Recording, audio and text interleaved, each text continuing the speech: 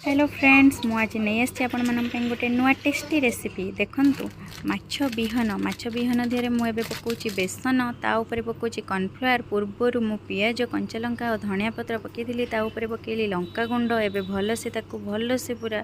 भलसे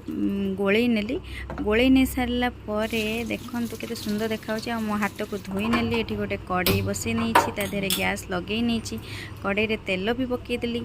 तेल पकई दे सारा पर तेलटा गरम है कि नहीं चेक करनेली आम माछ विहन देखंतु केते सुंदर देखा जाउछि। एबे आमे गोटे गोटे करके ताको तेल रे पकेइबा देखंतु केते सुंदर गोटे गोटे करके अल्प तेल रे बहुत कम तेल मसला रे पकरुछि। एठी खड़िकाटा को मोर धोई नथिली भजा भाजी थिली बोली एठी खड़िका रे गोटे गोटे करके ओल्टी नेली केते सुंदर कलर गोल्डन ब्राउन कलर आसीगला। आपण माने देखुथिबे आपण मानंग पाटी रो लाळ गडी जेबणी आपण माने देखंतु एठी